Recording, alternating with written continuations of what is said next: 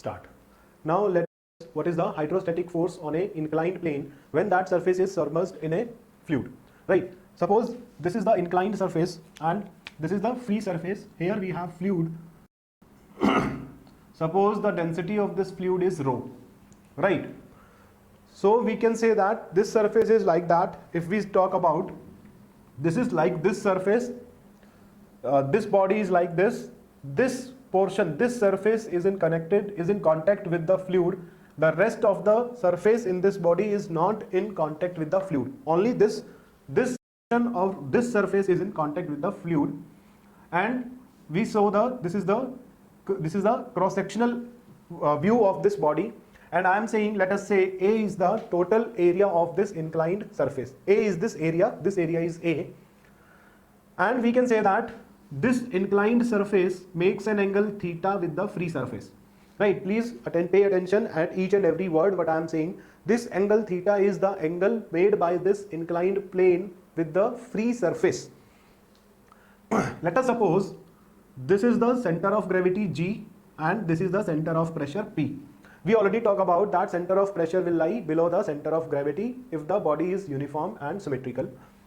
Now let us say that this inclined plane is intersecting this free surface at a point O. So I draw a axis here. This axis OO is a axis. This axis is perpendicular to this plane. This axis O is perpendicular to this plane. That means this angle is 90 degree. This angle is 90 degree. Now let us say that H bar is the depth of center of gravity from the free surface. Please pay attention here. H bar is the vertical height of this center of gravity from the free surface. That means if I extend it like this, so this height, this vertical height from the free surface of the center of gravity is H bar. And similarly, H bar Cp is the depth of center of pressure from the free surface. It is also from the free surface, which means if I extend it, this distance from the free surface, this vertical distance from the free surface is H bar Cp. This distance is H bar Cp. And we can say that Y bar is the distance of center of gravity from the axis OO. This inclined distance, this distance of this center of gravity, this distance is Y bar.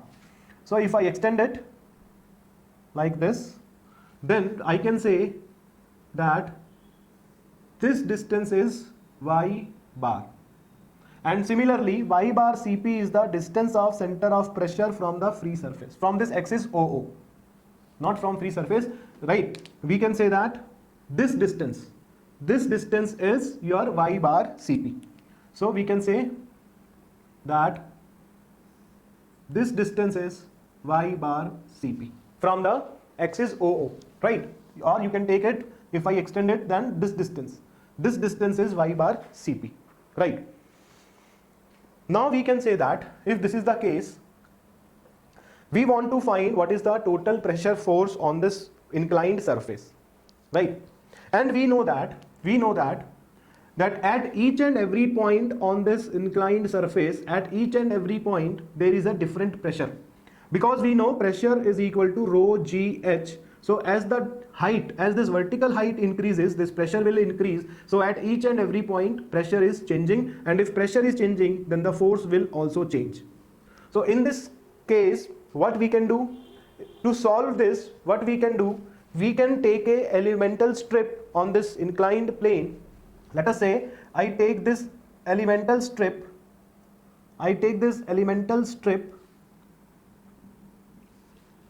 of area dA. dA is the area of this elemental strip, and we can say that if this distance, the distance of this elemental strip from the axis O is, this distance is Y, and the vertical distance is H, right? If I show here, from the free surface, this distance is H, right? This distance is H,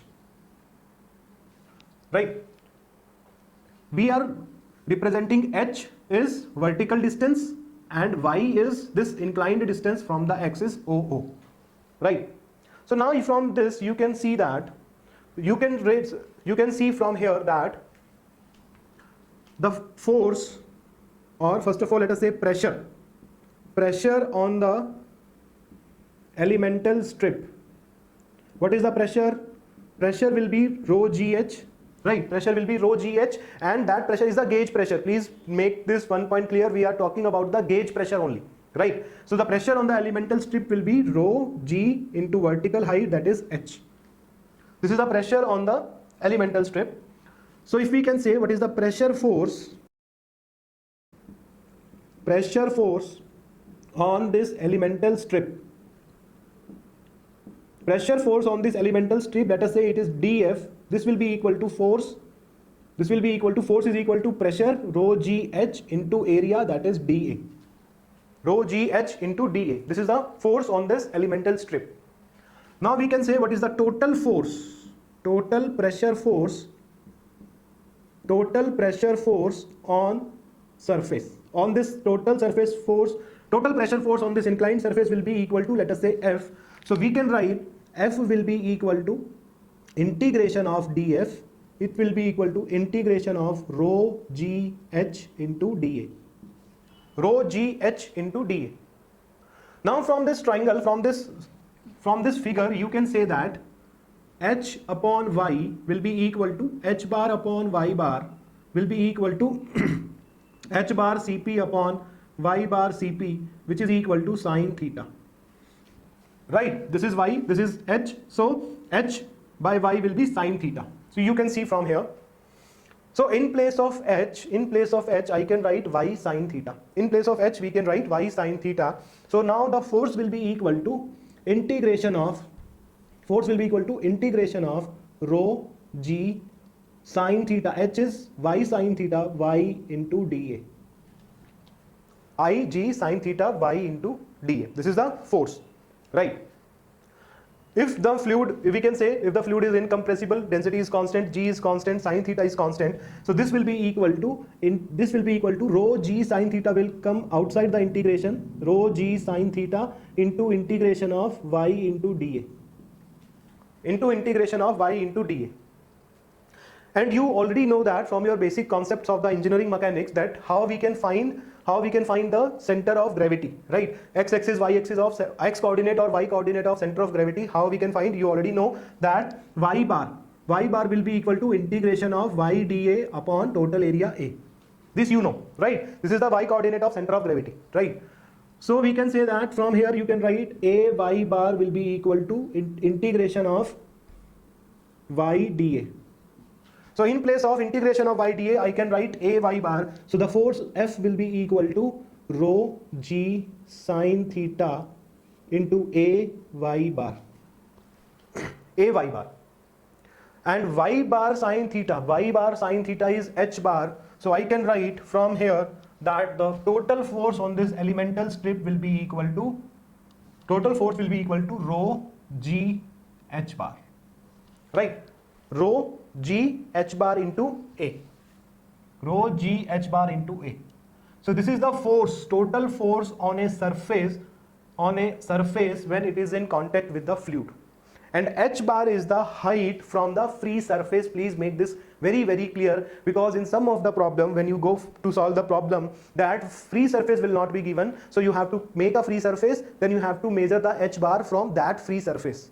H bar is not from any surface, it is from the free surface. So the force will be rho g h bar into A, right? This will be your total force acting on this plane, on this inclined surface, which makes an angle theta. Now next is we have to find this distance h bar Cp. We have to find what is this distance h bar Cp. So let us find out the center of pressure. Let us find out the center of pressure. Right? You need not to remember this derivation. Just for your understanding how we can come to that relation, rho g A into h bar. I derive this, but in the question, or if we talk about GATE or engineering services, you need to remember this relation only. No need to remember the complete derivation, right? This is for your understanding only. So we can say that, let us find out what is the center of pressure. What is this H bar Cp, right? We can say that the pressure force on this elemental strip dF, pressure force on this elemental strip will be rho g h into dA, and h is written as y sine theta, so it will be your rho g h is y sine theta into dA, right? This is the force, this is the force. If we can say, if I show here, this is the force F dF. It is normal to this surface. It is normal to this surface because it is a pressure force. So this dF, this is the dF. So I can say that this dF will be equal to rho g y sine theta into dA.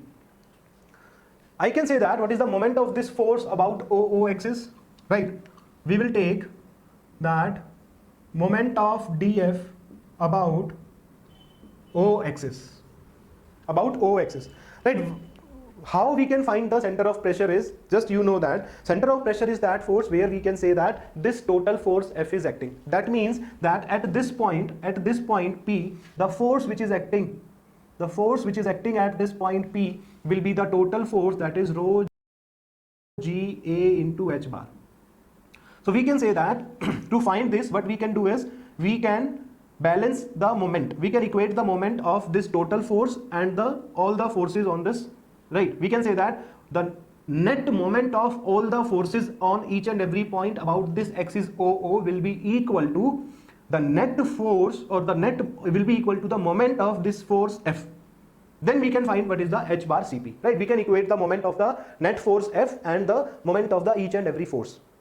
And we can say that each and every force which is acting at each and every point has different distance from this axis O, has different distance. That's why I take a elemental force and then I can integrate it. Right? So what is the moment? Force is F, distance is Y. So the moment in this case, the moment will be equal to dF into Y, that is equal to rho g y square sine theta into dA. This will be dF into Y. Moment will be rho g y square sine theta into dA, right? If we can say that what is the total moment about O axis, sum of moments, or you can say total moment about O axis will be, this will be integration of dF into Y. This will be equal to integration of rho g y square sine theta into dA. Rho g y square sine theta into dA. This is the total moment. If rho g sine theta I take it outside because it is constant, so this will be equal to rho g sine theta into integration of y square dA. And you know very well what is this integration of y square dA. This is moment of inertia about O axis. Y square dA, integration of y square dA is the moment of inertia of this body about O axis. So let us say I can write it as, let us say this will be moment of inertia about O. So I can write now the total moment in this case will be equal to rho g sine theta into moment of inertia about O axis. This is the total moment. You just pay attention here. This is the total moment when we take about the moment of inertia about O axis. Now let us see that what is the moment of this force F about O axis. What is the moment of this force about O axis? What is the distance of center of pressure from O axis is y bar Cp, right? Distance of center of force, or the distance of the center of pressure or point P from the O axis is this y bar Cp. So the moment will be F into y bar Cp, right? So if we can say that the moment of force about O axis will be equal to, this moment will be equal to F into y bar Cp, and this will be equal to rho g h bar into A into y bar Cp. Rho g h bar into y bar Cp. And we can say that if we equate this equation, the moment will be same. If I equate this, then y will get rho g h bar A y bar Cp will be equal to, from here I can write rho g sine theta into I naught. I naught. Moment of inertia of this body about O axis. Right. So from here you can write that, if you see from here, that I can write, or you can see from, you can write also from here, you can write that y bar Cp will be equal to, this is rho g sine theta into I naught divided by rho g h bar into A, that is total force F. That is total force F. This will be the y bar Cp. Rho g sine theta into I naught divided by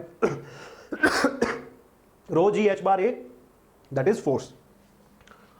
From here, or I can write from here, this will be equal to, okay, if you want to cancel it out, you can cancel it out also. Rho g and rho g will cancel out. So this will be equal to I naught sine theta divided by A h bar. I naught sine theta divided by A h bar. Right. This will be this one. So we can say that, and if I say that, what is the moment of inertia I naught? If we want to find what is the moment of inertia I naught. So we can say that from parallel axis theorem, we know that this is the center of gravity. Ig, I can say that Ig is the moment of inertia about center of gravity. Right, this Ig is the moment of inertia about this axis, So from parallel axis theorem, this axis, G axis, this axis and O axis are parallel, the distance between them is y, and we can say from parallel axis theorem that I naught will be equal to moment of inertia about parallel axis plus area into distance between them square plus a y square. Ig plus a y square, right? So a y bar square, because distance between G, this and this will be y bar, a plus a y square. So from here I can write, from here you can write as I naught will be equal to Ig plus a y square, and you can write it as like Ig into plus a into y bar. Y bar will be equal to, from here y bar will be equal to h bar by sine theta. H bar by sine theta square. This will be h bar by sine theta square into A. Right, this will be like this, h bar by sine theta. So I can write here that this is the y bar Cp. If I put these value in this, please pay attention, this is h bar Cp. So this is y bar Cp. If I want to find out what is the h bar Cp, that is the vertical height of the center of pressure from the free surface, will be equal to, from here you can see h bar Cp will be equal to y bar Cp into sine theta. Y bar Cp into sine theta. Right, this will be your h bar Cp.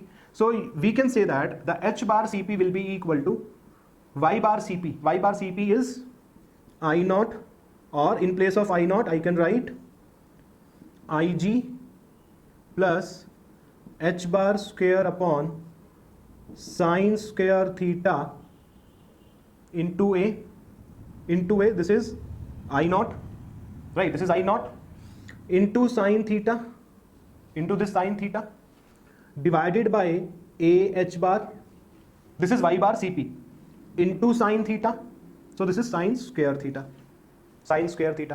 right? So if I open the bracket, then I get h bar Cp will be equal to Ig sine square theta upon A h bar plus, if you see from here, h bar square, h bar square will cancel out, sine square will cancel out, and here we A and A will also cancel out, we will left with h bar. So this is the h bar Cp.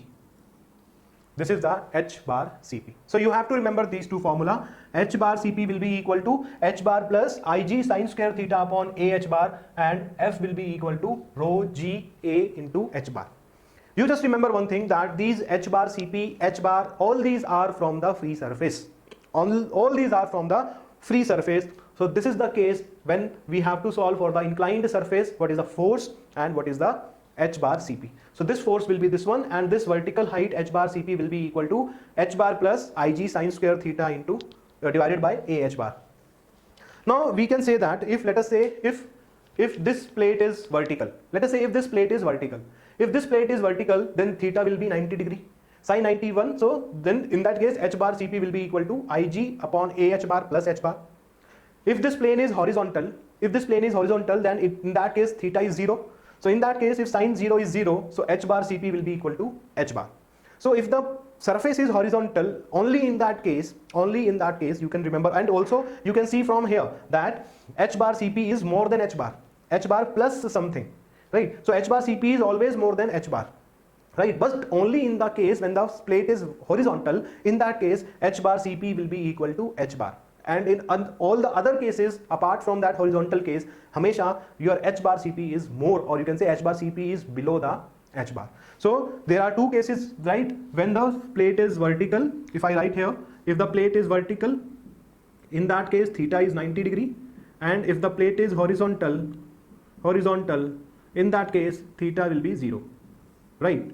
Theta will be 0. The formula, you have to remember this formula only, you can easily solve for them. Stop.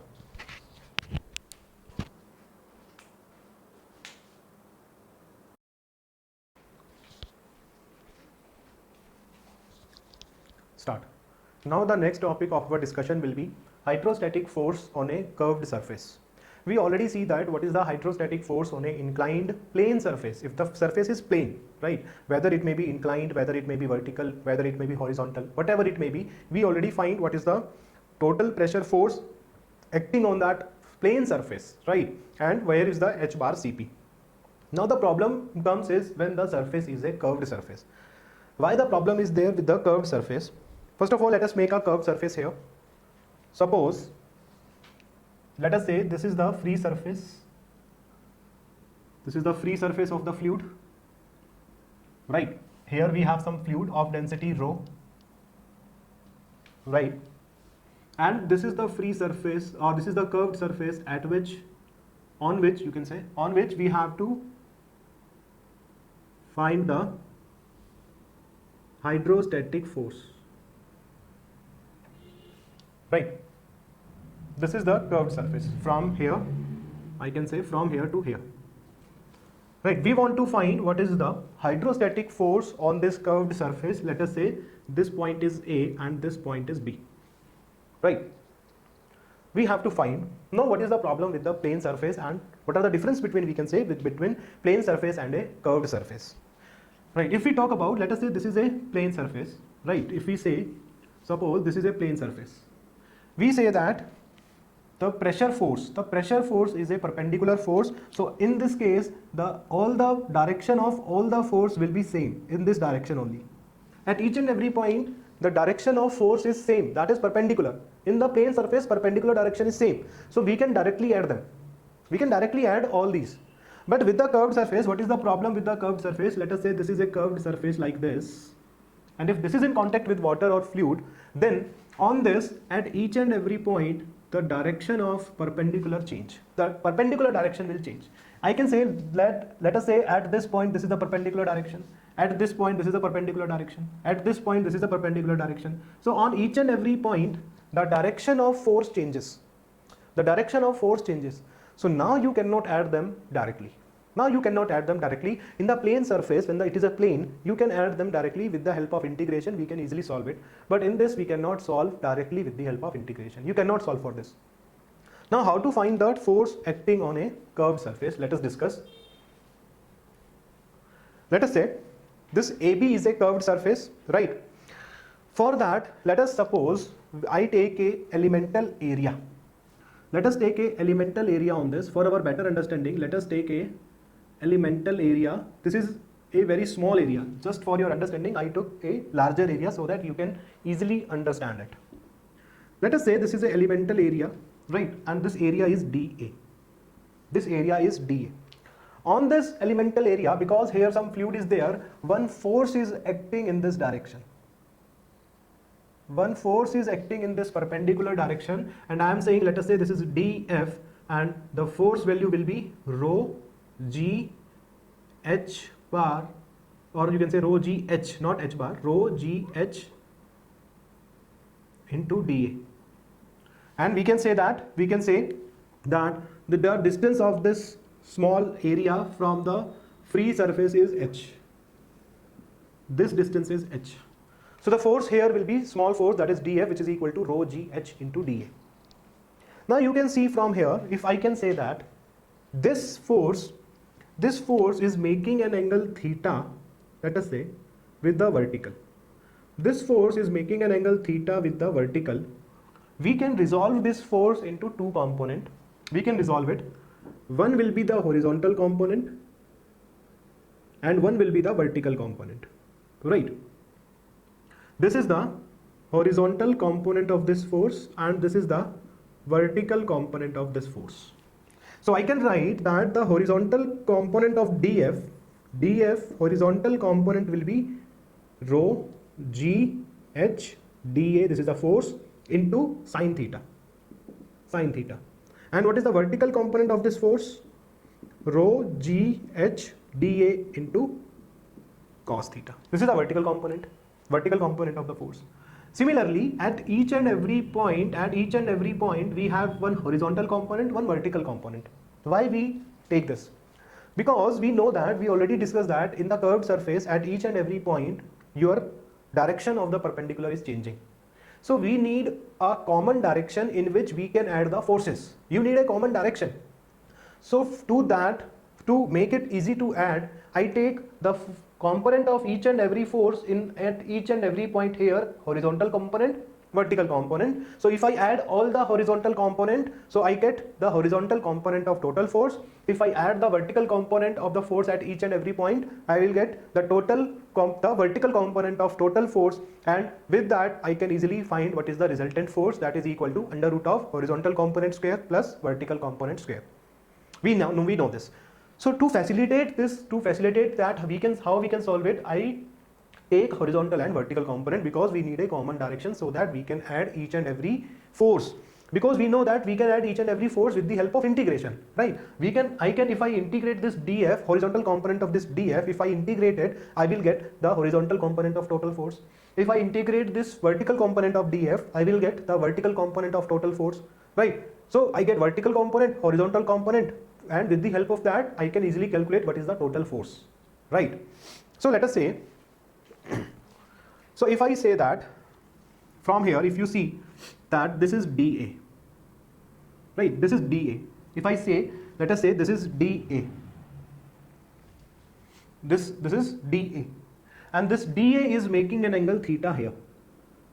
This angle is theta, right? You can understand that this angle is theta. This is dA. This line is perpendicular to this line. This horizontal line is perpendicular to this line. This dA line is perpendicular to this blue line. So the angle between these two perpendicular will be the angle between these two, that is theta, right? So we can see that the horizontal component of this dA, will be dA cos theta, and vertical component will be dA sin theta. And dA cos theta, right? These are the vertical component of this dA. So I can write that projected area of, this is known as projected area of dA, in vertical plane is equal to, what is the vertical plane is? dA sin theta. What do we mean by a projected area? Suppose, let us say that if this is a curved surface, you can see that this is a curved surface, right? Start. So the projected area of dA in the vertical plane is dA sin theta. What we understand with the projected area, suppose this is a curved surface. If you see this surface from this side, then the area which you see from here, let us say if this is a curved surface, from here if you see, you will see a rectangle, right? So the area of that rectangle is the projected area of this curved surface in the vertical plane. If you see it from above, then the area which you see from the top in this direction, in this plane, if you see the area, that is the projected area on the horizontal plane, right? From your engineering drawing concepts, you know that what is the projected area and how we can find the projected area and how we can draw the projections, right? So we say that the projected area of dA in the vertical plane is dA sin theta, and similarly I can write the projected area of dA in horizontal plane will be equal to dA cos theta. So these are the vertical plane projected area and horizontal plane projected area. Now let us find what is the horizontal component of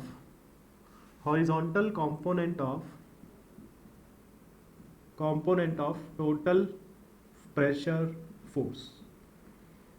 We already see that in this curved surface case we have to find the two components. What is the horizontal component, another one is the vertical component. So horizontal component of total force we want to find. We know that the horizontal component of this small force dF will be equal to rho g h dA into sine theta, right? And you can write it as that. You know that this dA sine theta, what is this dA sine theta? That is the projected area of dA in the vertical plane. So you can write it as this will be equal to rho g h into vertical projection of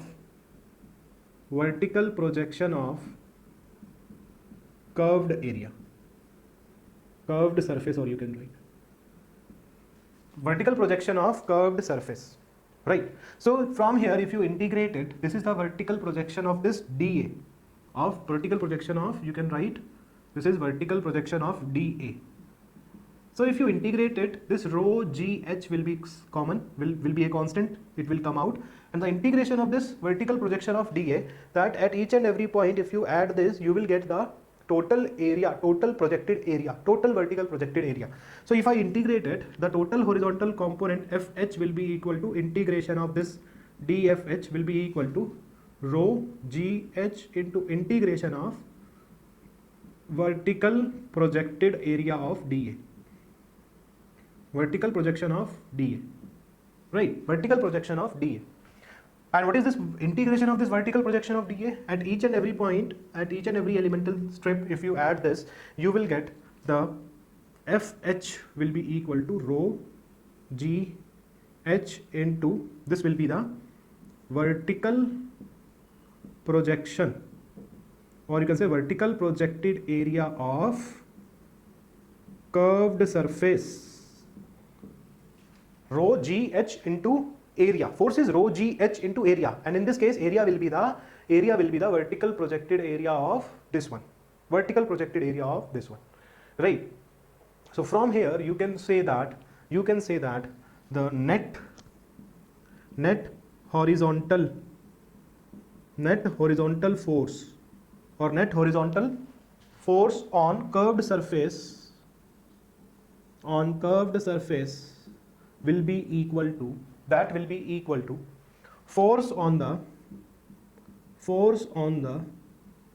vertical projection of this curved surface area, vertical projection of curved surface area, right? This will be the net horizontal component of the force.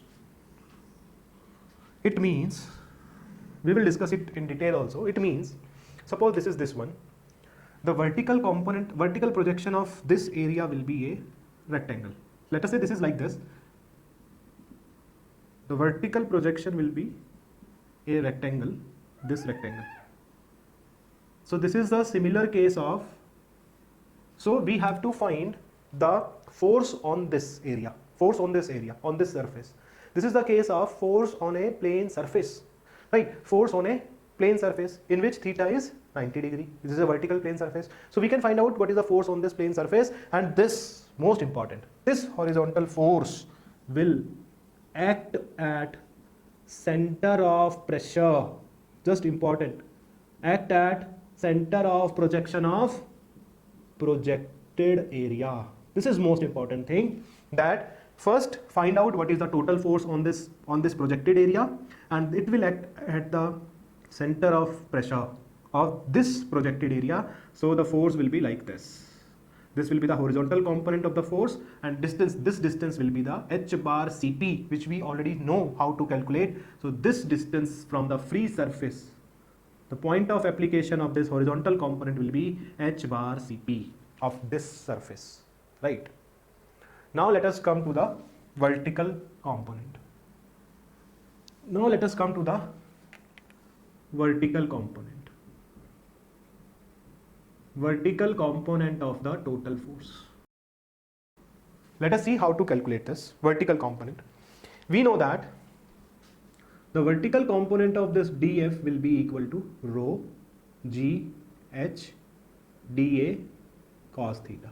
Rho g h dA cos theta. This is the vertical component, right? And I can say that this dA cos theta is the, you can see this dA cos theta is the horizontal projected area.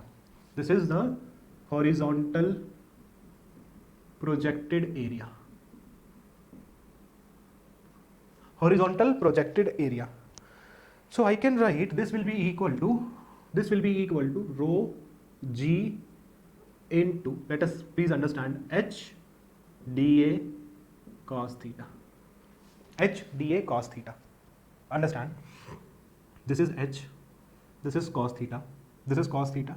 If you see from here, this horizontal projection, this is like this horizontal projection. So h into dA cos theta, this area, my hand area, this area is dA cos theta into h. H into dA cos theta is area into volume, area into height is volume, So h into dA cos theta is the volume of liquid column.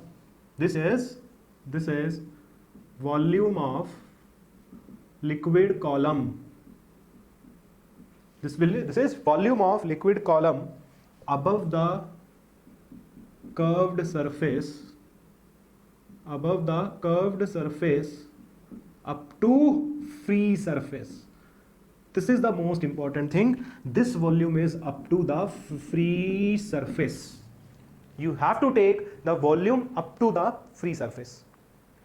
So this is the volume of the liquid column of this small area above this curved surface. If you can say that this volume is this h dA cos theta, and rho g into volume is weight. Rho g into volume is weight. So this will be equal to weight of liquid column. This is weight of liquid column. So similarly, we can say that if I integrate this weight of liquid column, then from each and every point I get columns here. So if I integrate it, I will get this complete column, the weight of this complete column, right? For this small dA, I get the weight of this column. So if I integrate it, I will get the weight of this complete column, So I can write from here, just make sure that net vertical force on curved surface is equal to the, most important thing, please see here, is equal to the weight of liquid contained in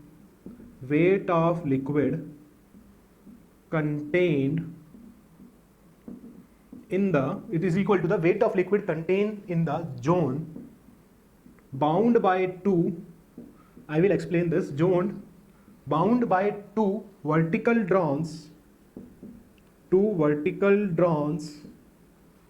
from two ends of the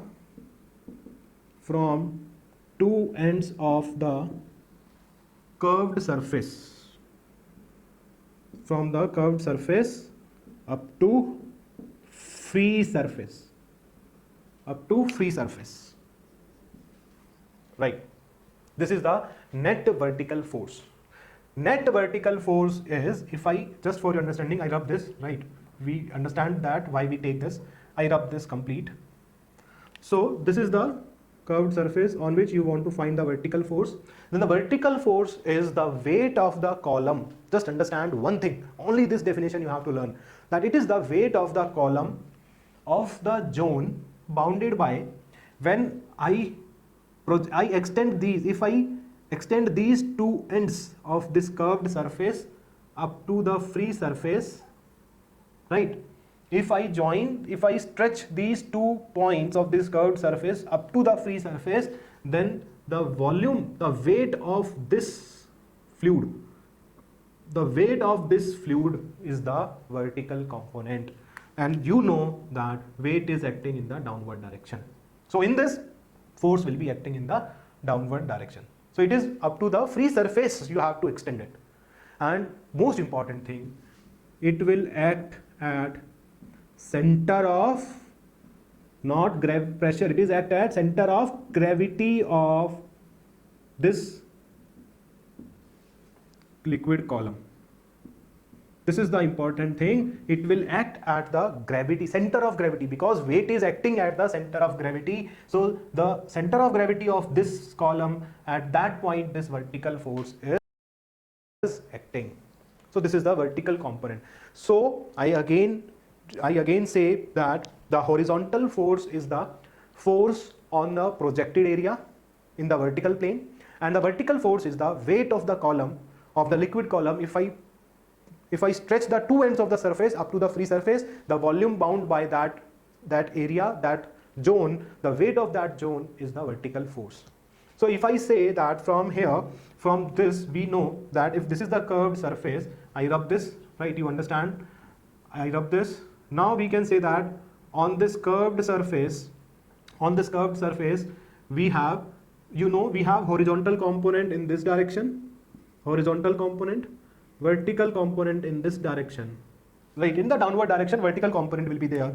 Then there is a resultant force. Total force is the resultant of this, right? So I can write that the total force on this curved surface will be equal to under root of FH square plus FV square.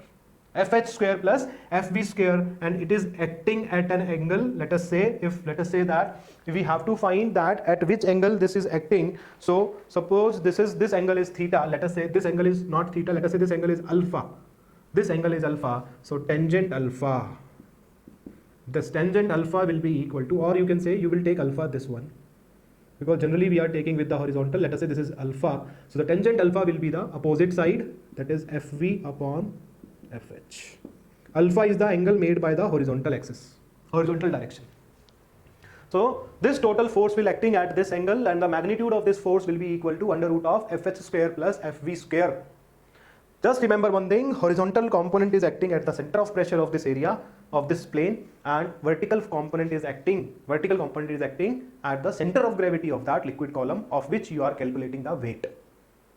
Now the most important concept here comes, that how to find this zone, right? We will explain it.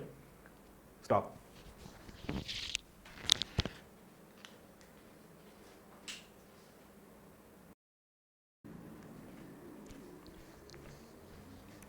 Start. Now we already studied that what is the force on a curved surface, hydrostatic force on a curved surface, and we say that the horizontal component of the total pressure force is equal to the force or hydrostatic force on a vertical projection of that curved surface, and the vertical component is the weight of the liquid column. If I stretch the two ends of the curved surface up to the free surface, the weight of that column is the vertical component, right? We already see all this. Some of the important things which I want to share with you is, right, it will help in solving the numericals of the curved surface.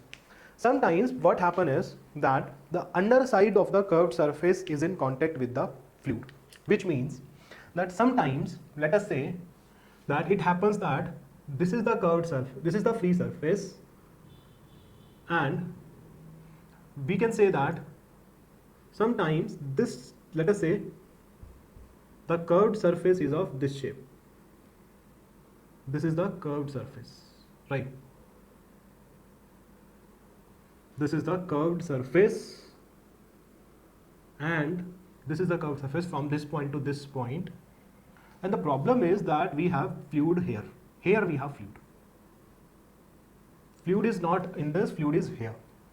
So, okay, you say that, okay, sir, you told us that the horizontal component will be the vertical projection of this area. We can easily find what is the vertical component. So, you know that, sorry, horizontal component. So, you say that the horizontal component by this fluid will be acting in this direction. That is the horizontal component.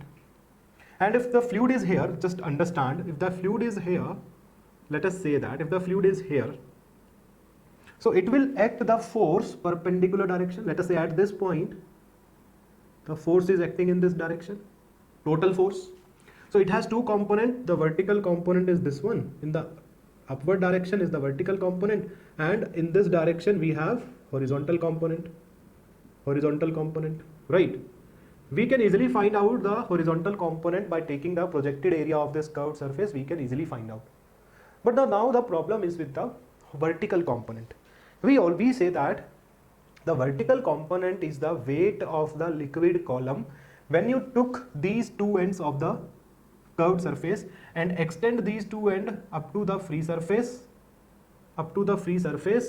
and the weight of this column, the weight of this liquid column is the vertical component. But you can say that, sir, fluid is here, not here. Okay, so please remember this one thing. This is not a concept. If you derive this, you can easily get it, but to make your numerical easy so that you can easily solve it, just make one point clear, whether the fluid is there or not, right? You can imagine a imaginary fluid. You can imagine a imaginary fluid of this density rho here, right? Here we have imaginary fluid. You have to imagine it, and you have to, whether the fluid is there or not, you have to take the weight of this column only to calculate this FV. Don't confuse the direction, sir. Now you can say, sir, the weight of this liquid is in downward direction. Direction will be upward because fluid is there, but the magnitude, if I can say, the magnitude you can find out by extend these two ends up to the free surface and calculate the weight of this liquid column, whether there is a fluid or not, right? You can imagine an imaginary fluid here. So don't confuse that, sir, in this case we have to take this volume. No, you have to take this volume only up to the free surface, whether the fluid is there or not. Remember, right? Understood this basic concept? It will help you in the numericals. Another one thing is that sometimes free surface is not given. Sometimes free surface is not given. In that case, you have to make the free surface. Sometimes the question is like that you have a fluid here, you have some fluid, right? And let us say one plate is there, one inclined plate is there, right, which is in contact with this fluid, and you have to find out what is the force on this inclined plane. That formula you know, that is rho g h bar into a. H bar is the distance of the center of gravity from the free surface, but in the question twist is that they will give the pressure of this interface is, let us say, 5 bar. Let us say the pressure is 5 bar, and they were told that here the fluid is oil with density rho, oil. Now it is not a free surface, but we have to take a free surface. So then you have to construct a free surface with the help of the formula P is equal to rho g h, right? So we can say that H is equal to P upon rho g, which is equal to P is 5 bar. You can take that units, adjust it. I'm just saying rho oil into g. Suppose this will come as, let us say, 1 meter. Let us say it will come as 1 meter. That means if you take the 1 meter column of this oil, then at the base of that 1 meter, the pressure is 5 bar. Right? This is gauge pressure. Gauge we are talking about. So if I take, let us say this is 1 meter. Let us say this is 1 meter. If I take a surface here, and here the fluid is oil only, then we can say that at this point the pressure is 5 bar. This is gauge pressure. So this surface is free surface. Then in that case you have to take, let us say this is center of gravity, you have to take h bar distance from here, not from here. If you take this distance, the answer will be wrong. You have to take it from the free surface. So make one thing clear, if there is no free surface, if there is a pressurized surface is given, you have to make a free surface like this with the help of this formula. So that's why I told you this formula is most important when you convert the pressure in terms of height or head, right? And another thing which we can say is, okay, you can easily find out what is the projected areas. Just one thing clear, projected area of sphere, if we say that projected area of a sphere projected area is circle.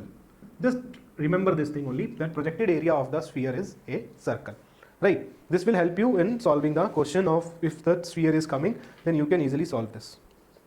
Now one thing One more thing I want to share. If the question comes in the engineering services, if you get a conventional question from this curved surface, they will give you like this. They will give you the surface like this.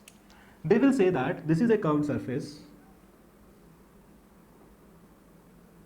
They can say that this is a curved surface.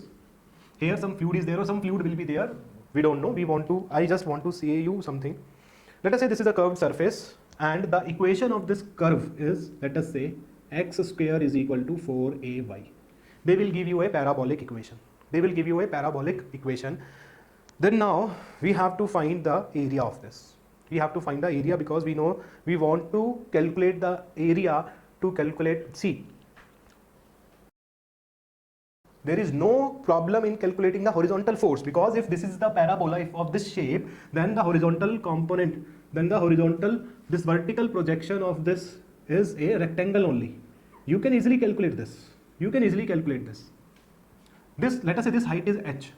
For the vertical component, let us say this is a free surface only. For the vertical component, we need to find the volume of this. This is fluid here. We need to find the volume of this. To find the volume of this, we need to find the area of this. Height is there, area we want to calculate. So you need to know how to calculate the area of parabola. This is very easy, but okay, just if you forgot your basic mathematics concept, we'll see that if you want to find the area of this, that we can say that what we can do, we can take a elemental strip here. We take a elemental strip. I just make one thing to make this right. I just want to understand you how to calculate the area. We take a elemental strip. Let us say the thickness of this is dy and it is at a distance of y from this end, from this vertex. This is at a distance of y. So this area of this will be dA. Area of this elemental strip, this is a rectangle, the area will be x into dy. What is x? X will be equal to under root 4ay into dy. This is a rectangle, very small strip is there, it is a rectangle, so the area of rectangle will be x. What is the x? Under root 4ay into dy. And what is the total area will be equal to integration of under root 4ay dy from 0 to h. This is the total area of this. So this, from this way you can easily calculate the total area of the parabola if it comes in the question. Generally in GATE you won't find this type of question, but in engineering services if some numerical will come, they will definitely give you the parabola shape, so that you will have some trouble to calculate the volume to find out the vertical component. And we'll see these type of questions when we go for the numerical part of this hydrostatic force. Right, so this is all about the hydrostatic force on a surface, whether it may be inclined, vertical, horizontal or curved surface. Now we'll discuss in the later our further discussions what is the hydrostatic force on a body. If complete body is in contact with the fluid, what is the hydrostatic force acting on that body? We will discuss it in our later discussions. Stop.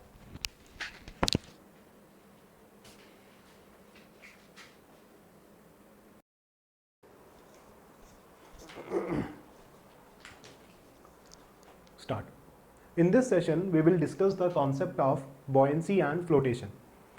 Right, we already see in our earlier discussion that when a surface is submerged in a liquid, then on that surface one hydrostatic force is acting, and that force is equal to rho g h bar into A, and that is acting at the center of pressure. So in those discussions, we take only a surface which is in contact with the fluid. Now we can say that, now we will say that when the complete body is submerged in the liquid, a body has more than one surface, right? A body has more than one surface. If I talk about this body, so this body has 6 surface, right? When it is in contact when it is submerged in the water or submerged in the liquid, then what are the forces acting on this body that we have to find? So that hydrostatic force on this submerged body is dealt by this chapter, buoyancy and flotation. So we can say that the resultant force exerted on a body by a static fluid, when the fluid is at rest, in which the body is submerged completely or partially, is called buoyant force. That right? So if I write the definition of the buoyant force, I'll say that the resultant force, net force exerted on a body exerted on a body, right? Not on a surface. We already studied the surface. Now we have to discuss the body. On a body by a static fluid. By a static fluid. When the fluid is at rest, in which the body is completely submerged or floating. Submerged means the complete body is in the fluid. Floating means the body is partially in the fluid and partially it is in the air or some other atmosphere. Right? It is partially submerged in the fluid. That means floating bodies, in which the body is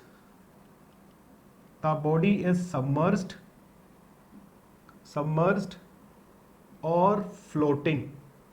Submerged or floating is called buoyant force. It is called as buoyant force, and we have to find this buoyant force. So again I say that the net force exerted on a body by a static fluid, not when the fluid is moving, by a static fluid in which the body is either submerged means it is completely inside the fluid, or floating means it is partially submerged, is called the buoyant force. It is called as buoyant force, and we will explain it later that the buoyant force is acting vertically upward, always. Buoyant force is acting always vertically upward. In the upward direction, buoyant force is acting. And next is, we can say that we also prove it in the later discussion that there is no horizontal component. There is no horizontal component.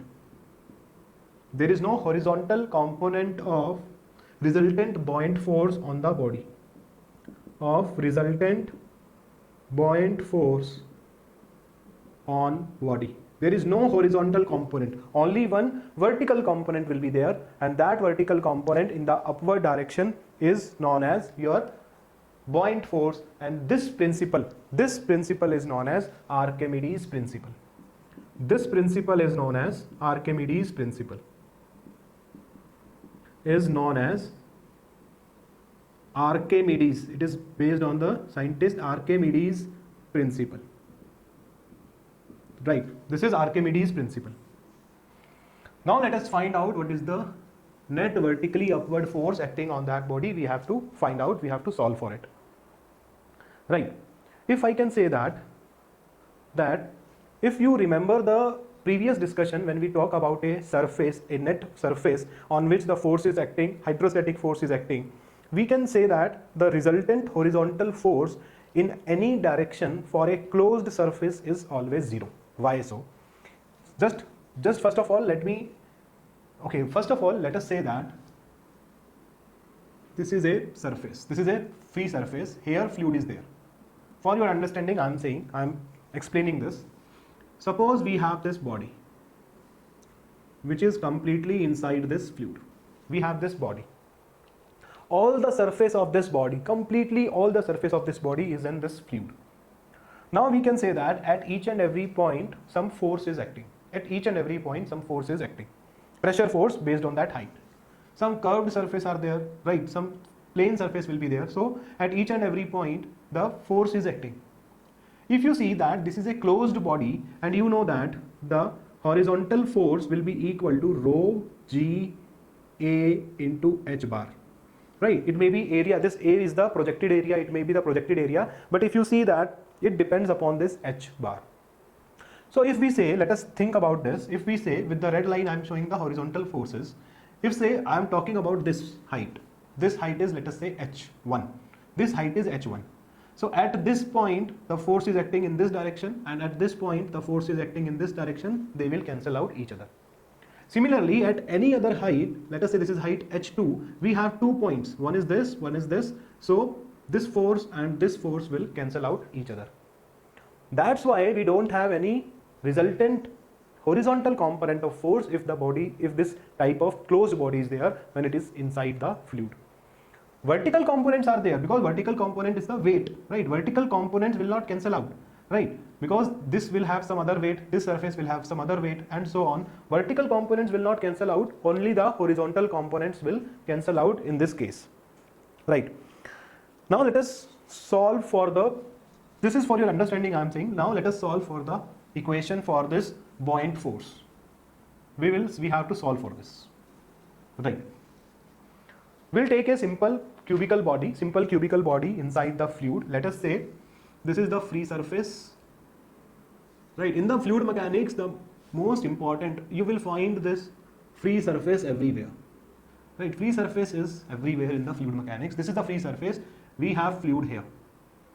And the density of this fluid is rho L. Why I am writing rho L? L is for the liquid, right? Rho L. And I am saying, let us say that a cubical body is in this fluid. Let us say this is a cubical body,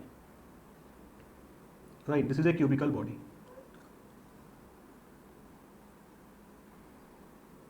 Right? This is a cubical body. Some portion will be inside this plane. Okay, just this is a 2D, so this is a cubical body. Let us say. Now,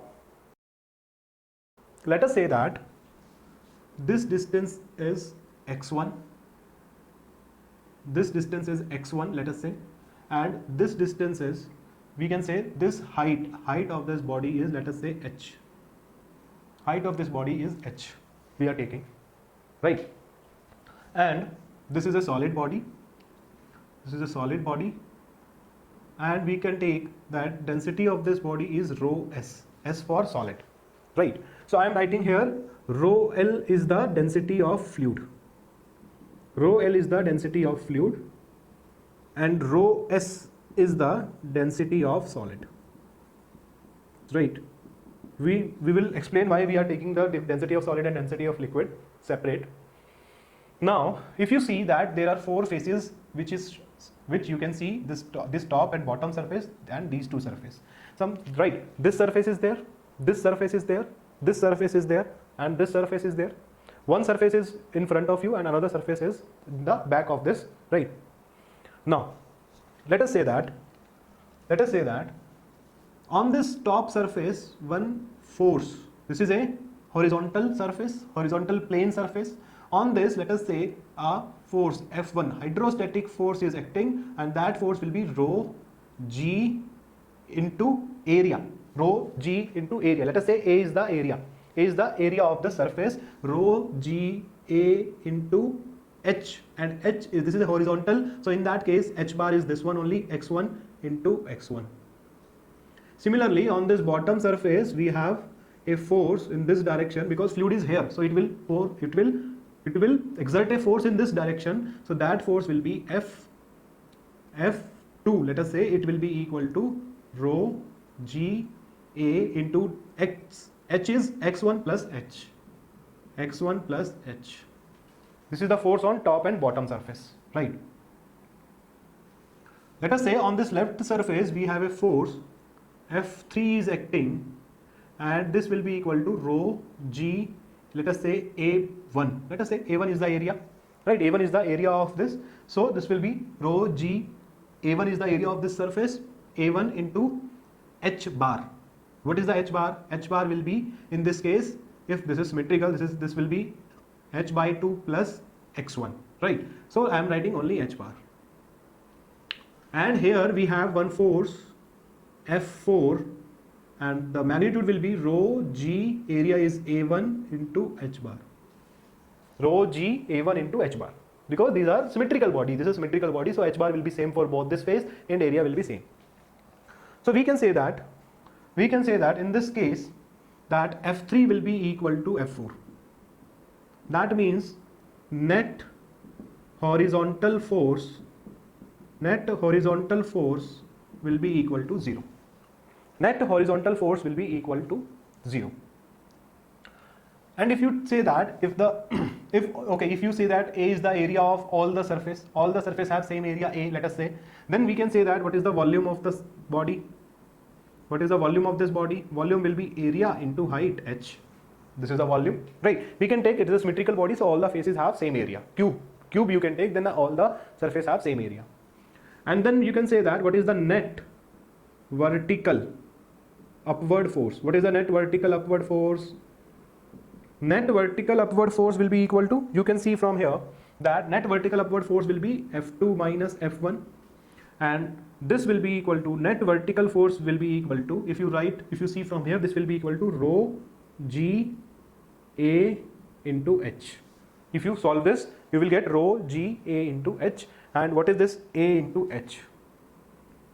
This a into h is, if you write here, this is volume of fluid displaced.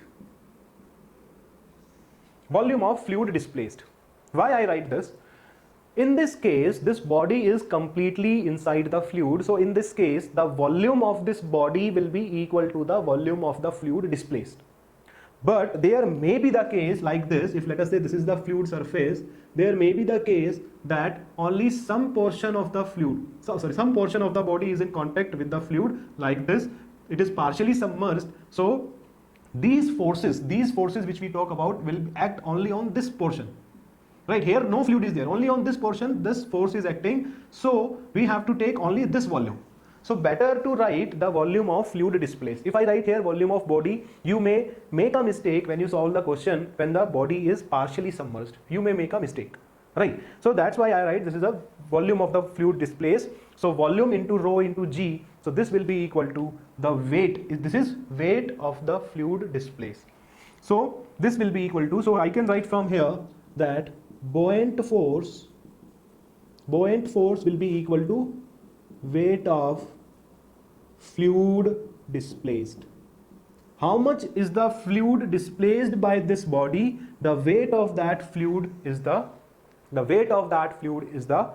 buoyant force. Now most important thing. If you see that here this density is rho L of liquid. You have to take, right? So this is rho L. Don't confuse it. This is not the weight of the body which is in liquid. This is not the weight of that portion of body which is in liquid. This is the weight of the fluid which is displaced by that body. Don't confuse it. Don't take here the density of the body. Here we have to take the density of the liquid or the fluid. So buoyant force is the weight of the fluid displaced by the body. Right? We have to take that weight of the fluid which is displaced by the body. Now this is the buoyant force, and you know that where the weight is acting at the, you know that weight is acting at the center of gravity. So we can say from here, you can see that there is a term known as center of buoyancy. Center of buoyancy, as we know that there is a center of pressure. Center of pressure is the point where the total force is assumed to be acting, total hydrostatic force is assumed to be acting. Simply that, in that same manner, center of buoyancy is the point of application of buoyant force. Center of buoyancy is the point of application of buoyant force. Point of application of the buoyant force, and it is at center of gravity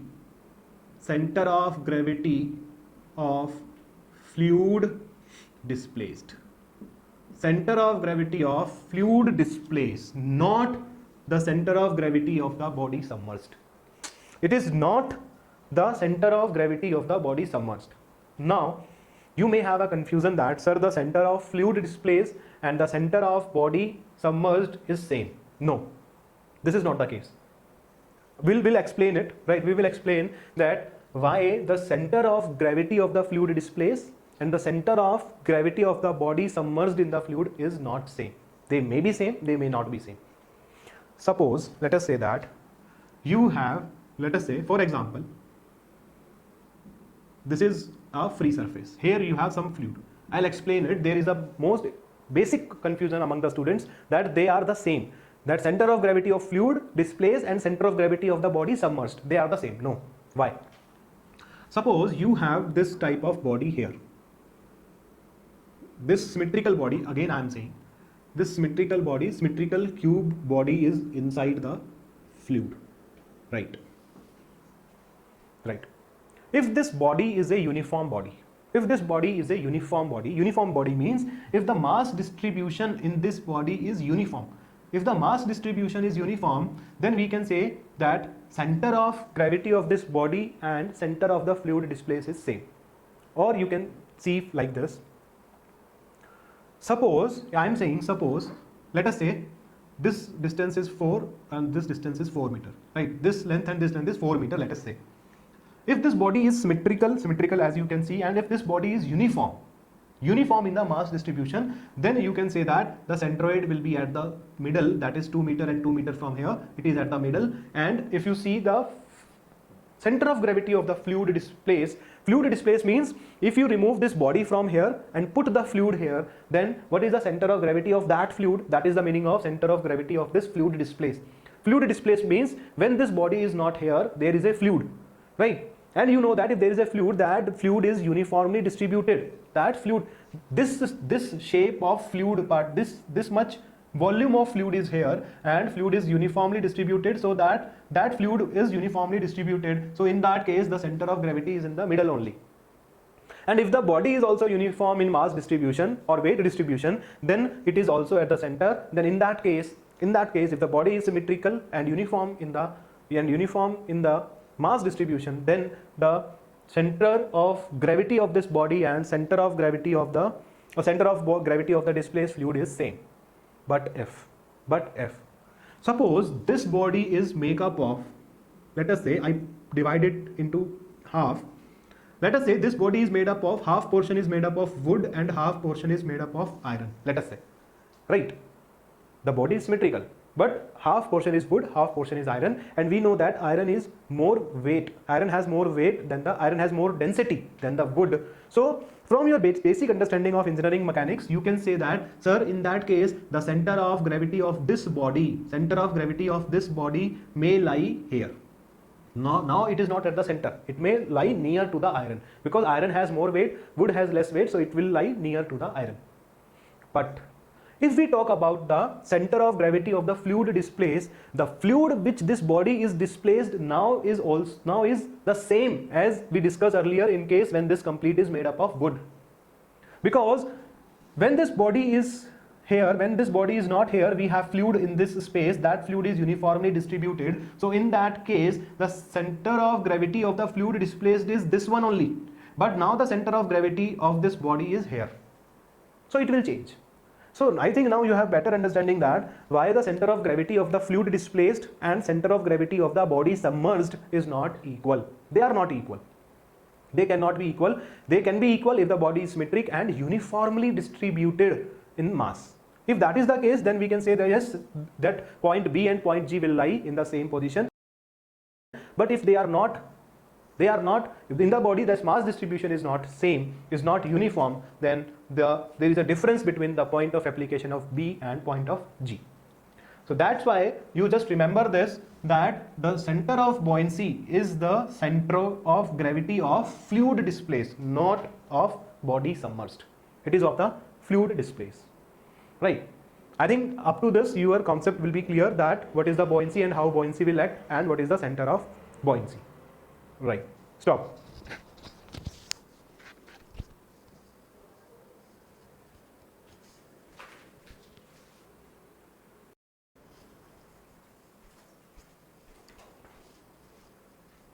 Start.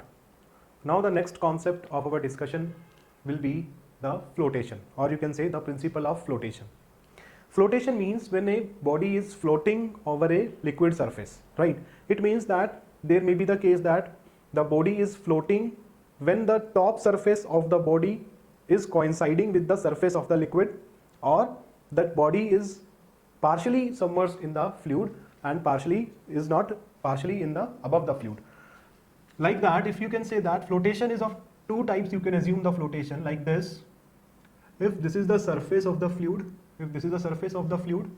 and that body is floating when its top surface is coinciding with the surface of the fluid. This time, this we can say that this body is floating over in the fluid.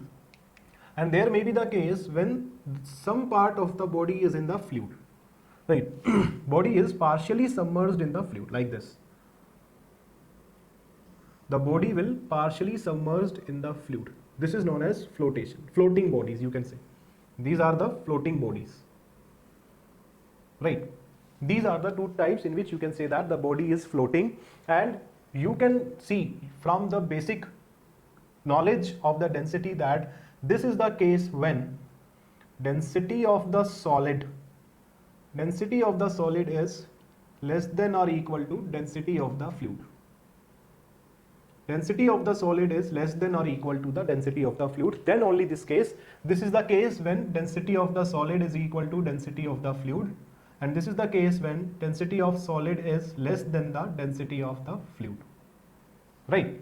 They are the only two cases in which we can say that body is floating. If we can say that the density of the solid is more than the density of the fluid, then this body will completely submerge in the liquid and it will take some height, right? That is not a floating body, that is a submerged body. So we can say a body will float in the liquid if the resultant force on the body is zero, and or you can say that the body is in equilibrium. So I can write a body will float in the liquid or in the fluid, you can say in the fluid, if net resultant force on the body will be zero. Net resultant force on the body will be zero, or you can say that the body is in equilibrium. The body is in equilibrium. So this is the case when the body will, we said that the body is floating, when the net resultant force on that body will be equilibrium. That net resultant force will be zero, or the body will be in equilibrium. So we can say that, let us discuss the principle of flotation, or the condition of flotation also you can say, principle of flotation. You can see from here that there are two forces acting on this body. One is the weight of this body in the vertically downward direction. Another one is the buoyancy force in the upward direction. So what is the condition of this floating body? For the floating body which is in equilibrium, we can say that in this case only, this is only for flotation. In this case, we can say that weight of body will be equal to, in this case, weight of the body will be equal to the buoyant force.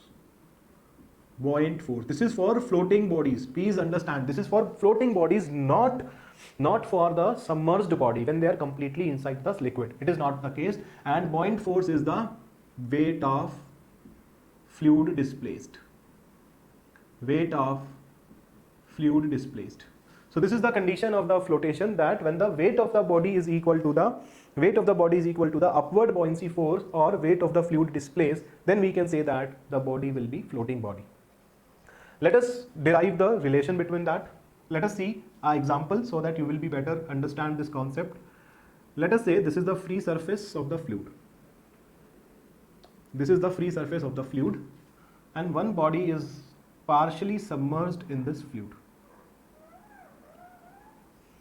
This is a body in which the mass distribution is uniform, or you can say density is uniform. Symmetrical body, a cylindrical body is there. This is a cylindrical body, right, which is inside this liquid. We have some liquid here. And we can say that the density of this fluid will be rho F. Rho F is the density of this fluid, and rho B is the density of this body. Rho B is the density of this body, and A is the area of this surface. A is this area. And we can say, let us say that the height of this body is capital H. The height of this body is, let us say, capital H. And we can say that, suppose out of this capital H, X height of the body, X height of the body, this much height of the body is out of the fluid, and this is inside the fluid, right? This is inside the fluid. Now let us say this is small h. Let us say this is small h. And from here you can say that X plus H will be equal to capital H. So if we can write what is the condition of flotation? condition of flotation, if you want to write, the condition of flotation will be that weight of the body is equal to the weight of the fluid displaced. So first of all, let us find what is the weight of body.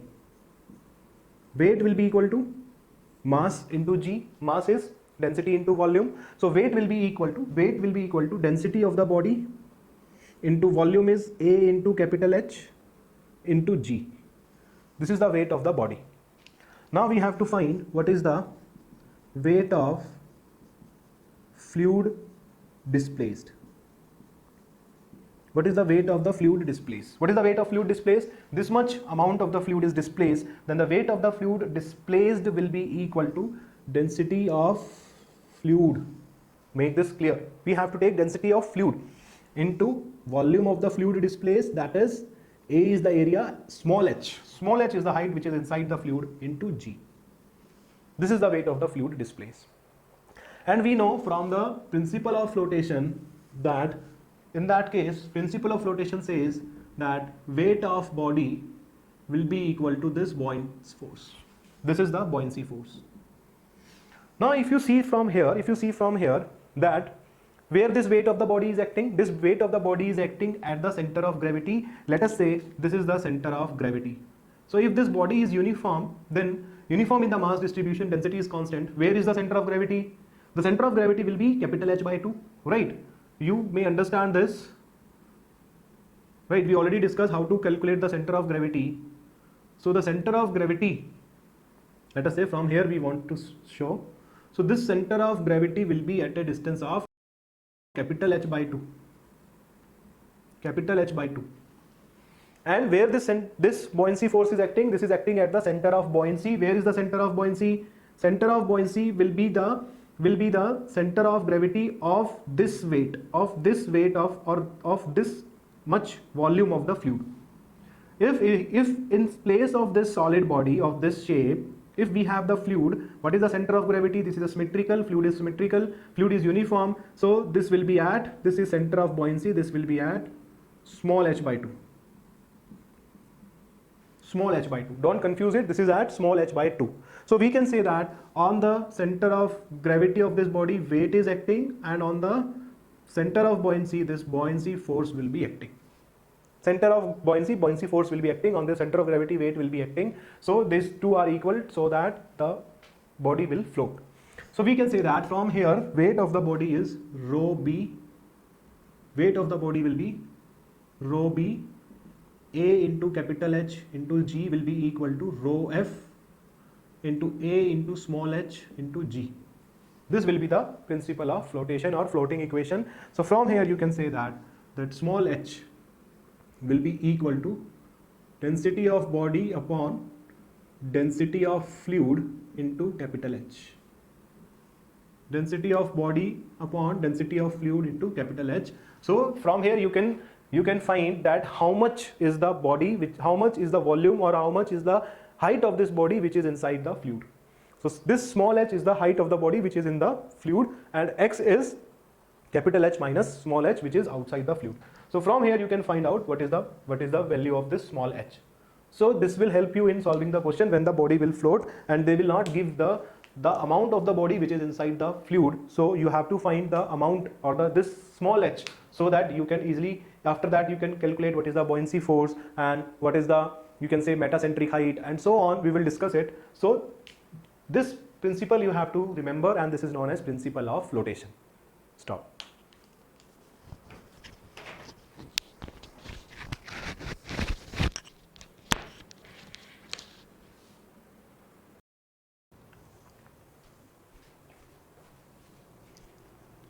Start. Now let us discuss the concept of apparent weight, right? This concept of apparent weight will come when any body of mass m is submerged in the liquid. Then the weight measured by the spring balance of that body which is submerged is less than its actual weight. So we will see how it happens and how much weight is reduced when this body is submerged in a liquid of density rho, we can say. Let us say we have a body of mass m, right? We have this body of mass m. This is the body. The mass of this body is m. So I can say that its weight is acting in the downward direction and the weight will be mg. This weight of this body is acting in the downward direction, which is equal to mg.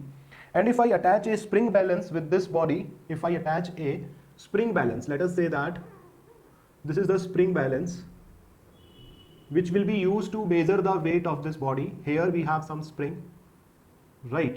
Here we have some spring, and this is the wire of this spring balance which is connected with this mass m, and this spring balance is fixed at this end. Let us say this is fixed.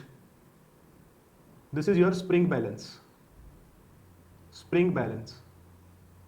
So we can say that because of this weight mg, in this spring balance there is a tension force acting, let us say T. So this T is the, which we can say this tension which comes in this wire, this T is the reading of your spring balance. Spring balance will read this T, this is the tension. So this is the reading of your spring balance. So we can say in this case, when this body is hanged with this spring balance, then for under equilibrium we can say that this T is equal to mg. This T is equal to mg. So this mg is the real weight of the body. This is the real weight of this body, right? This is the real weight of this body. You may say that, sir, if we can see this body, if this body is suspended here, let us say this is the body, right? This is suspended here and a spring balance is attached with it. The spring balance will read this tension force, and in equilibrium this is equal to mg, right? You may say that we have air also, right? If in this room we talk about, we have this air is also a fluid. So this body is submerged, completely submerged in this air. So because of this air, there is some buoyant force acting on this body.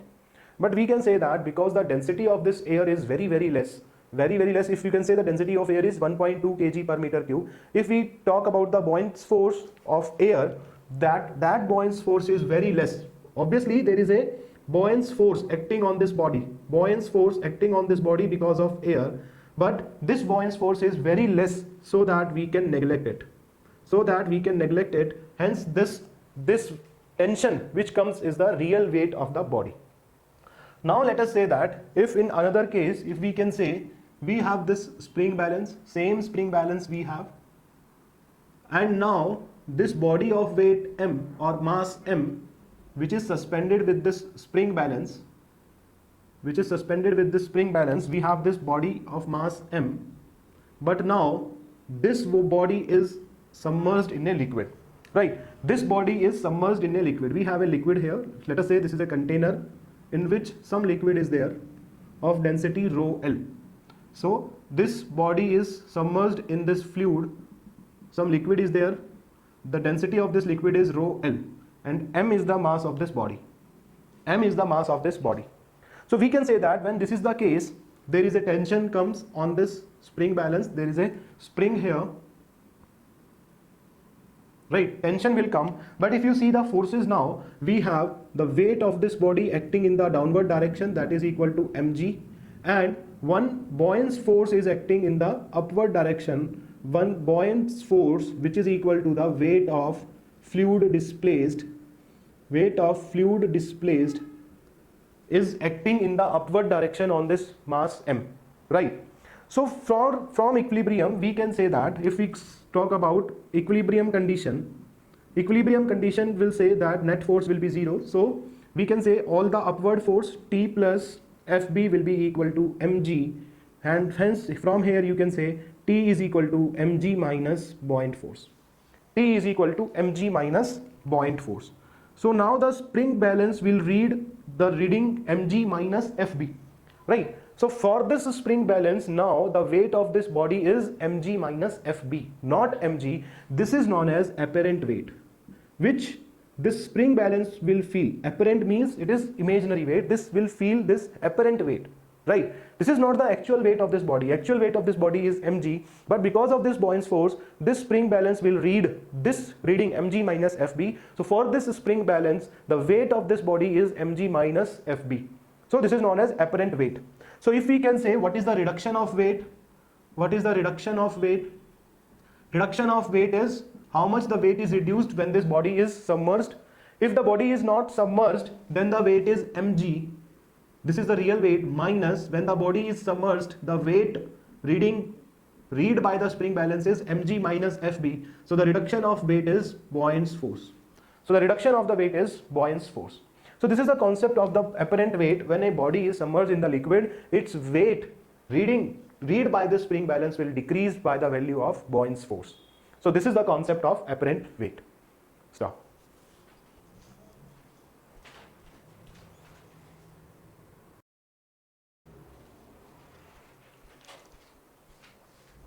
Start. Now let us discuss the concept of flotation. Of practical application, we will discuss some of the things. These things will ask you in the interview or for some objective questions, right? It may ask, right? And with the help of this discussion, you will be able to understand the concept of flotation in detail. Now let us say that if we have a container, this is just a practical application so that you can understand the concept of flotation. We have a container, let us say, this is a container in which water is there. Let us say this is the free surface of the water. We have water in this container. Right, here we have water and we'll say the density of the water is rho. On this container, in this water, we have a ice cube. I placed a ice cube. Let us say this is the ice cube. Ice is the solid form of water, right? We have this ice cube. This is ice cube. And I am saying that, let us say, m is the mass of ice cube. Mass of ice cube. And I am saying V1. Let us say V1 is the volume of fluid, or you can say here I can write water. Volume of water displaced. That means this volume. If I see this volume is V1. This volume is V1. Right. This volume is V1. This is the volume of the fluid which is displaced. So we can say that if I write the question, if we talk about what is the question, what we want to solve is, we can say that initially when this ice cube is in contact with the submerged in this water, then after some time this ice cube will melt, right? When this ice cube will convert into water, then we have to see whether the level of the water in this container will rise or it will remain same or it will fall down. Means we can say when I submerge the ice cube in this water, then let us say the initial water level is this one. After this ice cube, when it is converted into water, it melts down, then whether the water level will increase from this to increase from this level or decrease from this level, or it will remain same, we have to find out. Now let us say that if this ice cube is floating, you understand this ice cube is floating. So if we talk about the principle of flotation, we already say that what is the principle of flotation. Principle of flotation says that the Buoyant's force will be equal to the weight of the body. Weight of the body will be equal to the Buoyant's force. So the weight of the body is, weight of this cube, ice cube is m into g, and is equal to your Buoyant's force acting on this ice cube. Buoyant's force will be equal to density of the liquid, right? Density of the liquid is rho. Rho into g into volume of fluid displaced, that is V1. Volume of fluid displaced, that is V1. This is the Buoyant's force acting on this ice cube.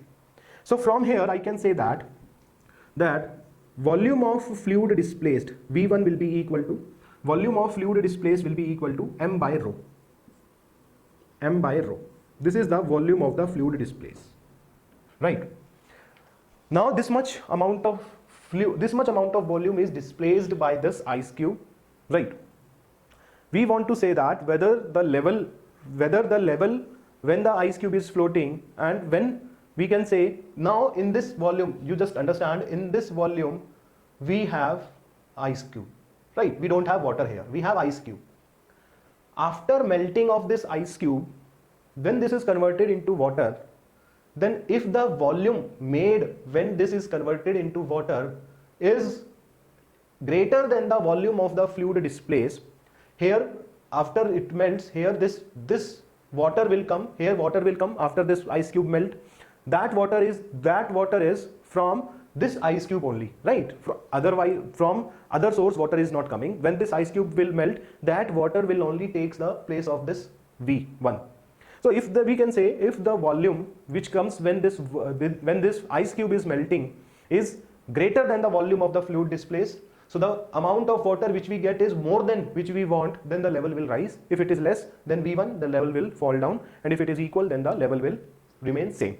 So let us say that what happened when this ice is converted into water. Let us say when this ice is converted into water, what will happen?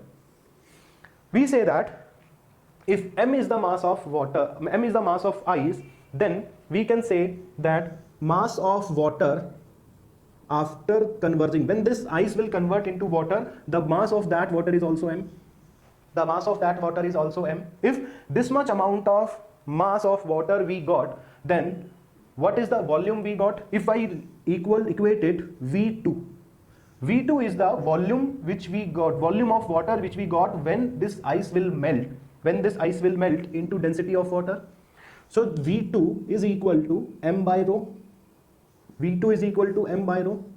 This is the volume of water, or you can say volume, recovered volume we can say. Why recovered? Because this volume will cover this space, this volume. So this much amount of volume we can recover when this ice will melt. And we can see from here that the recovered volume is equal to the volume displaced. The recovered volume is equal to the volume displaced, hence the level will remain same. So we can say that in this case the level of water will remain same. Level of water will not change because the amount of the fluid which it displaces is equal to the amount of the fluid which it gives when it is melted. Then we say that level of water will remain same. Stop. Hello.